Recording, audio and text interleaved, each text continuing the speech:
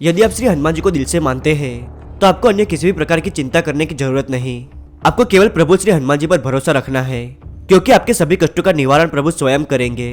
क्योंकि जो भी श्री हनुमान जी की शरण में जाते हैं उनके पास से अज्ञानता दूर हो जाती है, क्योंकि श्री हनुमान जी बल के साथ बुद्धि के भी दाता है। प्रभु सदैव ही श्री राम जी के ध्यान में मग्न रहते हैं। बजरंगबली के केवल दर्शन मात्र से ही सारे बिगड़े काम बन जाते हैं। हर हर महादेव, जय श्री राम। दोस्तों, विश्वास बहुत बड़ी चीज होती है। अगर विश्वास हो तो दुनिया का कोई भी कठिन से कठिन काम आसानी से हो सकता है। ना बनने वाले काम बन सकते हैं और भगवान भी हमें दर्शन दे सकते हैं। हमारे आज के इस अनुभव में प्रभु श्री हनुमान जी स्वयं वानर का रूप लेकर आए थे। इन भक्त का नाम नैना कौशिक है और इनकी छोटी बच्ची को आशीष देने प्रभु बजरंगबली स्वयं आए थे। लेकिन ऐसी क्या परेशानी आ गई थी कि प्रभु श्री हनुमान जी को स्वयं आना पड़ा। दरअसल इनकी छोटी बच्ची बहुत बड़ी मुसीबत में आ गई थी। इस मुसीबत का हल इन्हें कहीं नहीं मिल रहा था, लेकिन जब प्रभु स्वयं हमारे साथ हो तो डरने की कोई बात नहीं। नैना जी ने हमें एक तस्वीर भेजी है जिसमें हम देख सकते हैं कि एक वानर आकर उनके घर के बाहर बैठे हैं। नैना जी को पूरा विश्वास है कि वो प्रभु बजरंगबली ही थे जो वानर का रूप लेकर उनकी बच्ची को दर्शन देने आए। वो तस्वीर मैं आपको आगे दिखाऊंगा। नमस्कार दोस्तों, मेरा नाम है विवेक और स्वागत है आपका विवेक क्रिएशन स्टोरीज में। नैना जी की बेटी पर ऐसी कौन सी मुसीबत आ पड़ी और कैसे प्रभु ने स्वयं आकर इन्हें इस मुसीबत से बाहर निकाला, वो सब कुछ आज हम जानेंगे। तो आइए आगे कहानी इनके नजरिए से शुरू करते हैं।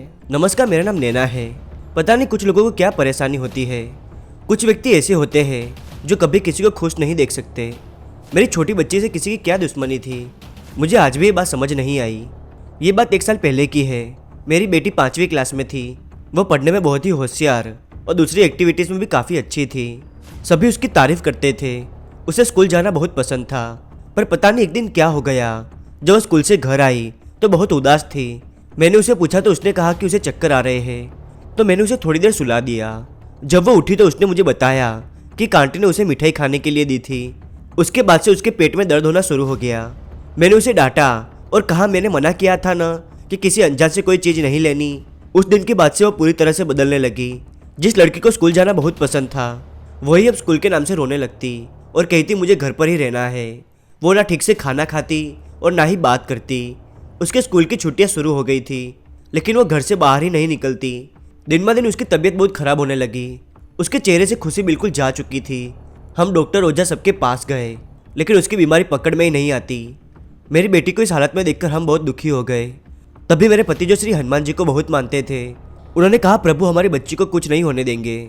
मैं आज से 41 दिनों तक श्री हनुमान चालीसा पढ़ने का प्रण और व्रत करने का संकल्प लेता हूँ। मुझे पूरा विश्वास है कि प्रभु हमारी सहायता के लिए अवश्य आएंगे। उन्होंने तब से श्री हनुमान चालीसा का पाठ करना शुरू किया। तभी मेरे पति ने एक रात सपना देखा कि एक औरत ने हमारी बच्ची को कुछ मेली विद्या कर कोई चीज़ खाने को दी। उसके बाद से उसके साथ ऐसा हुआ। जब उन्होंने मुझे ये बात बताई तो मैं बहुत हैरान हो गई, क्योंकि मैंने वो बात उन्हें नहीं बताई थी। प्रभु ने हमें वो संकेत दिया कि हमारी बच्ची के साथ कुछ गलत हुआ है। मेरे पति को श्री हनुमान चालीसा पढ़ते हुए 10 दिन से ज़्यादा हो गए थे। जैसे जैसे दिन गुजर रहे थे हमें उसकी हालत में सुधार लग रहा था। पहले वो पूरा दिन रोती रहती और पता नहीं किसी चीज़ से डरती रहती थी और कहती थी कि उसके आसपास कोई है। पर श्री हनुमान चालीसा पढ़ने के बाद मेरे पति प्रभु के पास रखा हुआ सिंदूर हमारी बेटी को लगाते। सिंदूर लगाते ही वो शांत हो जाती और वो बिना डरे सो जाती। श्री हनुमान चालीसा का संकल्प जब भी कोई लेता है तो 11वां, 21वां और 41वां दिन सबसे महत्वपूर्ण होता है। उसी प्रकार हमारे घर में भी 21वें दिन एक चमत्कार हुआ। जब भी मेरे पति श्री हनुमान चालीसा का पाठ करते तब मेरी बेटी कमरे में डरी सहमी बैठी रहती, पर वो आज खुद से कमरे से बाहर निकलकर मेरे पति के पास आकर बैठ गई और श्री हनुमान चालीसा का पाठ सुनने लगी। जब पाठ पूर्ण हुआ तो उसने सामने से कहा, पापा आज सिंदूर नहीं लगाएंगे? ये सुनकर हमें जो खुशी हुई मैं आपको शब्दों में व्यक्त नहीं कर सकती। उस रात वो बिना घबराए शांति से सो गई। जब मैं सुबह उठी तो मैंने देखा मेरी बेटी बालकनी में खड़े होकर मुस्कुरा रही थी। जब मैं उसके पास गई तो मैंने देखा बाहर पेड़ पर एक वानर बैठा था जो बड़ा ही अद्भुत और आकर्षित लग रहा था। इतने दिनों से मेरी बेटी की जो मुस्कुराहट जा चुकी थी वो उस वानर को देखकर वापस आ गई। अचानक ही मेरी बेटी ने उस वानर के सामने हाथ जोड़ दिए। ये देखकर मेरी आंखों से आंसू निकल गए। मैंने भी अपने हाथ जोड़े और आंखें बंद कर उनका धन्यवाद करने लगी। मुझे ऐसा लग रहा था कि हो ना हो वो श्री हनुमान जी ही थे जो वानर का रूप लेकर मेरी बेटी के कष्ट हरने आए थे। तभी मैंने जल्दी जाकर फ़ोन लिया और उस वानर की फ़ोटो खींची ताकि मैं अपने पति को भी दर्शन करवा सकूं। लेकिन तभी एक विचित्र घटना हुई। जैसे मैंने फ़ोटो खींची वो वानर वहाँ से चले गए। मैंने अंदर जाकर फ़ोटो अपने पति को दिखाया, पर उस फोटो में वो वानर बहुत साधारण दिख रहे थे, जैसे आम वानर होते हैं। लेकिन जब मैंने अपनी आंखों से देखा था तब वो बहुत ही तेजस्वी और आकर्षित लग रहे थे। प्रभु की महिमा को कोई नहीं समझ सकता, क्योंकि जहाँ से हमारी सोच खत्म होती है वहाँ से दिव्य शक्तियों की महिमा शुरू होती है। प्रभु की कृपा से मेरे पति का 41 दिन का संकल्प निर्विघ्न पूर्ण हो गया। आज उस घटना को 1 साल हो गया, पर मेरी बेटी आज भी उस स्थान पर खड़े होकर हाथ जोड़ती है, पर मुझे कोई दिखाई नहीं देता। अगर हमारी भक्ति सच्ची हो और प्रभु पर पूरा विश्वास हो तो हमें किसी के पास जाने की जरूरत नहीं है। हाँ, मैं ऐसा नहीं बोल रहे कि अगर आप बीमार हो तो डॉक्टर के पास जाने के बजाय आप घर पर ही पूजा पाठ करें, क्योंकि लक्ष्मण जी के प्राण बचाने के लिए भी श्री हनुमान जी संजीवनी लाए थे और इस कलयुग में संजीवनी प्रभु की भक्ति है। दोस्तों, ये वो तस्वीर है जो नैना जी ने हमें भेजी।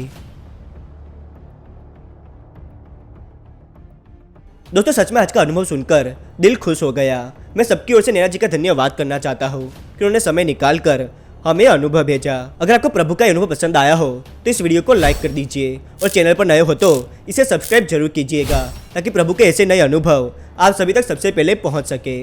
और ये है वो कमेंट्स जो मुझे बहुत अच्छे लगे। ऐसे ही अपना साथ बनाए रखिएगा। और आप मुझे अपना अनुभव बताना चाहें तो vivekcreationstories@gmail.com पर बता सकते हैं।